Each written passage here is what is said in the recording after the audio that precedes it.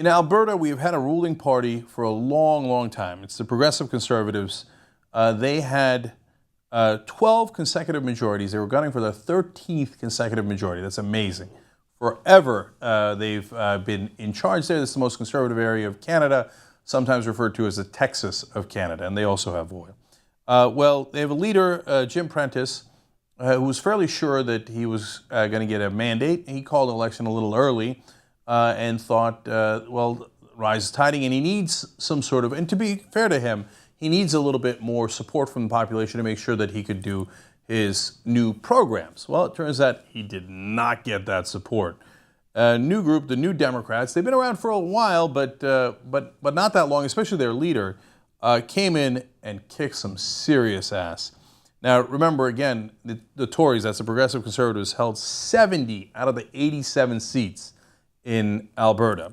And the leader of the New Democrats, Rachel Notley, had only been on the job since October. It's amazing. And here's what happened anyway. The New Democrats, under leader Rachel Notley, swept all 19 constituencies in Edmonton on Tuesday and made significant inroads in previously barren NDP territory in Calgary, Lethbridge, and rural Alberta. Damn. Okay, now one of our viewers characterized this as Bernie Sanders winning in Texas. Now, I don't know that it's to that degree, but it is obviously a shocking victory and one that is significant. I mean, they just came in and ran roughshod. So they sent him packing. I like Rachel Notley's response afterwards, and I like Jim Prentice's as well. Notley says, "Friends, I believe that change has finally come to Alberta." Damn. Okay, I like that. Okay. Now, Jim Prentice with an excellent goodbye note. This is as good as it gets in terms of concessions, and basically saying, no, seriously, I lost. So he says, quote, "As leader of the party, I accept responsibility for tonight's outcome. I also accept responsibility for the decisions that led up to this evening. Clearly, my contribution to public life is at an end.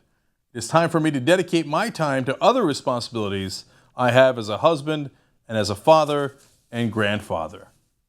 Once again, damn. When I meet somebody, I'd love a speech like that on their way out. No, dude. It's over. Okay, OVAH, I'm done. It was murder in Alberta. I gotta go. Okay, so that's awesome. And one more note on the Notleys. It turns out Grant Notley, the father of Rachel Notley, is the one that started the NDP back in the day, back in the 1970s, and he was the only member of the legislature from the NDP, and he hung on and he hung on, and he happened to pass away in a tragic accident earlier, but it's nice to see that a guy who started this party believed in progressive ideas, as we define them here in the U.S., liberal ideas, hung in there, fought the good fight, and eventually his daughter winds up taking over the province. So apparently the Notleys send their regards. Okay. Now finally, more important than any of that is, what did she run on, right? What was this campaign about? Well, the Canadian Press explains. Notley criticized Prentice for going too far with cuts while sparing corporations from tax increases. Notley said she could balance the books by 2018 through increased taxes on corporations and the wealthy, while still spending more on health and education. Now that is a significantly liberal perspective, winning in the most conservative area of Canada. Isn't democracy wonderful? See, they still have it up in Canada. We lost it because we allow our politicians to be legally bribed. If you're not from the US, I know it sounds amazing, but it's absolutely true.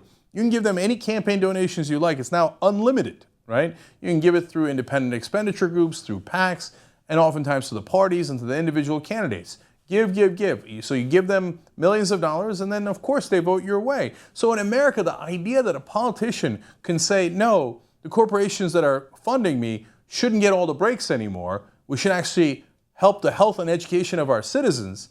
It's a foreign concept to us. In this case, literally. Like, wow, look at that in Canada. They care about their citizens. That's weird.